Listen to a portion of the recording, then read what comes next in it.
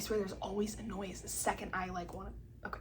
I would read Taylor Jenkins Reid's grocery list. I feel like it was Disney adult fan fiction. 1, 2, 3, 4. Hi guys, welcome back to my YouTube channel. Today's video, I have no idea how long it's gonna be. I just thought it would be fun to talk about all the books I read in the month of June because I really used June as like my month to catch up on my Goodreads goal. I was a little bit far behind just with finishing up my year of school and finals and everything like that. So I really relied on June to help me catch up to my goal. And right now I'm back on track for my yearly Goodreads goal, so that's really good. So I'm just gonna go through all of the books I read. I will preface this by saying though, I read some really good books this month. I also read some really bad books, which doesn't happen a lot. I feel like a lot of times I rely heavily on reviews and word of mouth and what other people have said to, you know, allow me to read really good books. But there were a couple that I kind of just took a shot at this month, and they were interesting to say the least. So the first book I read was called Pretty Reckless by L.J. Shen, I believe. And it's the first in a series. I don't know. This book was like all over the place. Yeah. I ended up giving it 3 stars, and it had over 4, stars on Goodreads, so I thought it would be promising. It's more of a taboo book. It didn't do it for me. The plot was just all over the place, and I understand that they wanted to throw a bunch of information at you at once and to make you believe one thing about like the main love interest of the book, but for me it was just a lot. And towards the end you find out that like all of it wasn't true, and here's the actual, actually what happened in his life, and it just was so overwhelmed and confused. So it just wasn't my favorite. I gave it 3 stars. The next book I read was One True Loves by Taylor Jenkins Reid, and I loved this. I just love everything Taylor Jenkins Reid writes, so it was really, it was just another to check off the list that I knew I was already gonna enjoy. And it was also gonna be made into, I believe, a movie, and I attended a Zoom call with Taylor Jenkins Reid, and she talked about this and talked about how excited she was, with the cast and the promise that this movie was gonna have. So I was like, that is my next Taylor Jenkins Reid book to read for sure, and I loved it. I thought it was at the same time, it always makes me cry, her books, so I got emotional over it. I just loved the plot because everything she writes is golden, so I gave it 4 stars. Okay, so my next book was called Reasons Why Not to Date Public Enemy CEO by Melanie Munton, I believe. And I received this as an advanced reader's copy from NetGalley, so I was really excited because it was my first advanced reader's copy I've ever received. But I loved it. It caught my eye right away just because it was a cartoon cover romance novel, and I love those, but it was definitely a grumpy boy, sunshine girl trope. It was, spicy, full of romance, and set in this like incredible beach town that I wanted to be in, and I just felt like I would have loved it even more if I'd read it on a beach, because it was a perfect summer read. And I believe it's going to be the first in a series, so I'm really excited to read the rest of those, just because I feel like in the dead of winter, if I get another one, it's going to make me so ready for summer. But I did give it 4 out of 5 stars. So the next book I read was The Darkest Temptation by Danielle Laurie. It's the 3rd in a series about mafia men that aren't, 2 of them are related, 1 of them isn't, but they're all kind of interconnected. So it was the 3rd in a series. I know there's a lot of controversial stuff about the author. I kind of found that out after I'd already finished the series, so I was, kind of looking into it, and I read it from an unbiased point of view.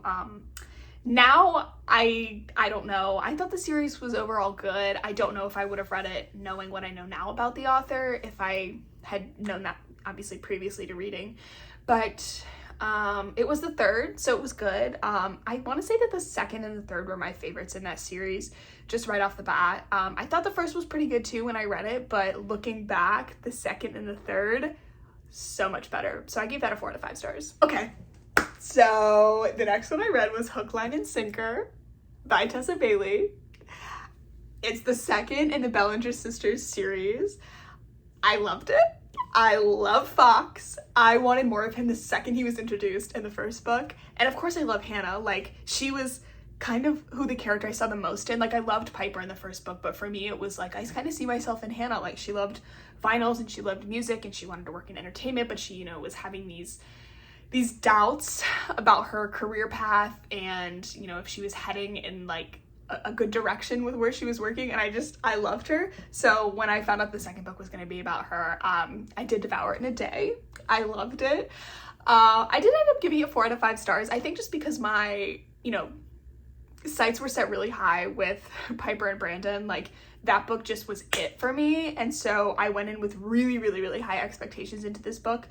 And while I did love it, like I loved it, it just wasn't as good as the first one. So for that reason, I did give it 4 out of 5 stars. Okay, so kind of out of my character of romance books that I typically, end up reading, I read The Final Girl Support Group by Grady Hendrix, and this was my favorite book I read this month. It kind of received some mixed reviews, but for me, I'm a huge horror, slasher, true crime fan.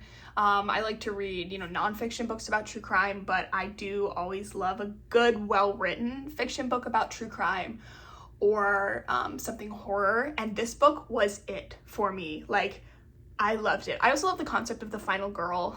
Personally, I love like Scream and Halloween and just slasher movies in general.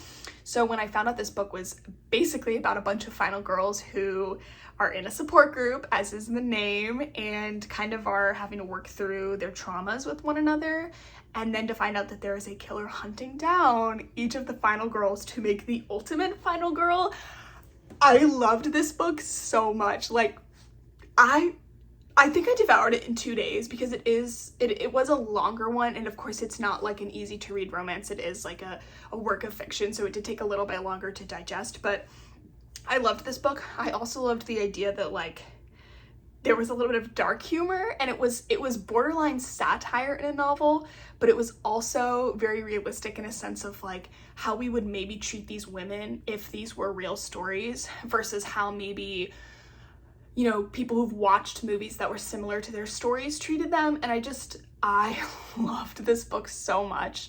I already want to reread it, and I'm already thinking about like, oh my god, I wish it was a movie. I wish there was like a second sequel about one of the girls who you like don't know a lot about. This one, an easy 5 stars for me. Okay, but what was disappointing was that I went from the Final Girl Support Group to this book called Just One Year by Penelope Ward, and it got decent reviews on Goodreads, and it was a standalone romance novel, which after having just read a horror book, I was like, I need something simple to digest, maybe almost as a palate cleanser. This wasn't it. Like, it didn't do it for me. It was supposed to be, I guess, smutty. I didn't think it was, as smutty as some of the other stuff that I've read. It just felt like I wasn't connected to the characters at all, and that, they weren't even that well developed. And then it felt like maybe all the development that they'd done early on in the books was kind of just thrown to the wind towards the end when the main character just decides to run back to the romance interest and kind of change like her whole career path, life path. I just didn't love it. It just didn't have a lot of substance to me. And I felt like for a standalone romance novel where you're going to have 2 characters that, could be very complex and have an interesting, relationship with both living in this house, it felt like it could have been so much better, and it just wasn't. And so for that reason, I gave it one of the lowest scores that I have given a book probably in the past year, and it's 2 out of 5 stars. And then to make my whiplash like even worse, then I read another Taylor Jenkins Reid book, Maybe in Another Life. It was so good. This one, easy 5 out of 5, like no question about it. It was the idea that, there's this girl, and the book is kind of split into, flips back and forth, but 2 sections, as, she's given this choice. She can either go home with this guy or go home with her friends. And the book splits off from there, and it's like you're stuck in, 2 different POVs. One is the reality where she went home with this guy. The second is where she went home with her friend, and what happens in each one, and kind of how fate and reality and our choices in life, shape the future that it was insane, and it was so well written. Oh my god. Again, it's Taylor Jenkins Reid, so I did sub my eyes out, but I devoured it. I think I read this in like 48 hours, and it was my second favorite book I read all month. Like, easy 5 out of 5 stars. And then, of course, I went from a really good book to a really bad one, to a really good book, and then to a really bad one, which was Liar Liar by T.L. Martin. I was intrigued in this because, again, it was a standalone romance novel. I thought, you know, I could easily, you know, flip-flop back and forth between more of a fiction, non-romance novel to a, you know, spicy romance novel. And this just didn't do it for me. Like, it was supposed to be a taboo romance. It was supposed to be like a stepbrother kind of situation. But for me, it just felt like the female character was very well developed. And then when it came to the male character, it was just mommy issues, and that was it. It didn't do it for me. I love a good taboo romance novel, so I was excited for this because I was like, you know, I just read something that was more serious and made me cry. I want something that's like very taboo. No, this didn't do it for me. I gave it a 3 out of 5 stars. Then I was convinced to read Lauren Asher's Dreamland Billionaire series. And for me, like, I think I wrote in my Goodreads review, it was a Disney adult sleigh, and that's exactly what it was to me. I read both of them back to back. The first one is the fine print, the second is terms and conditions. A lot of people told me that I would like the second more than the first. I don't necessarily know if that's true for me. I really liked both equally. I did like the fake marriage trope, you know, because that was a really set trope for me in the second book, and so I ended up liking that. The first book was more of a sunshine girl, grumpy boy, which was, you know, I love that trope as well, but it felt like the second one was very rigid with how it was set up with that specific trope. Synopsis of the series: the third one has yet to be released. I cannot wait to read that. It's gonna be so good. But it's basically a modern day Disney World, Disneyland, but it's called Dreamland in the book series. And there are 3 brothers, and their grandfather, who was CEO of the Dreamland company, who did the movies, the amusement parks, all of that, dies and tells them that he's going to leave them their shares in the company and their respective positions. One of them is CEO, one of them is, you know, operator of the parks, and he will leave them those, but they have to fulfill what has been written in an individual letter to them, and it basically has to get approved by board of directors, kind of assembled to check off that they actually did what was written in that letter. So the first one, so good, but it's basically, like I said, sunshine girl, grumpy boy. The main love interest, Rowan, kind of has to reinvent the parks, do some new inventions, make them more special to get his shares in the company. And of course, he meets one of the employees, and it's so good. It was really good.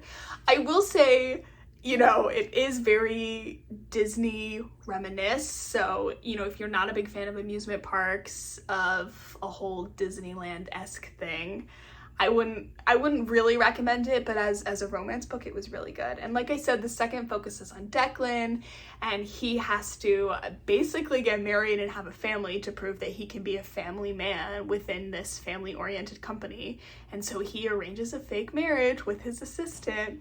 So good, so good. I ate it up. I ate both those books up so hard. And if it wasn't clear, I gave both of those a 5 out of 5. And so the next one I read was called Beauty Queens by, I believe it's LIBBA BRAY. I could be wrong, but this book was recommended to me by a friend, and I had just watched The Wilds. Obviously, I posted a video about it as well, but I thought it would be fun, especially with the plot of like a plane crash and they're beauty queens, and I really enjoyed this because it ended up bordering on like a dark humor satire, which of course I had, you know, just read in the Final Girl support group, so I really liked getting more of that. It is, I think it was released in 2013, so it's a little bit older, but I liked it mainly because of, you know, the time period right now and how women are viewed in society, and how specifically these beauty queens are viewed in society, and, you know, being left with nothing on this island and how they handle that. And like I said, it's a little bit satire, a little bit dark humor, but I really did enjoy it.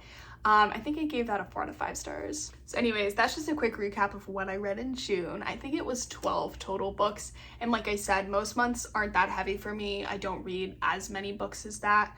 I really just was trying to play catch up with my Goodreads goal and slacking a little bit in May, so I was glad that I ended up catching up. Hopefully in July I can keep that stamina and not fall behind before school starts. But as always, my Goodreads is in my beacons and my link in bio. And yeah, just friend me on there. That's where I post all my updates, all my like one-liner reviews if I decide to write them. And I can't wait to read more in July.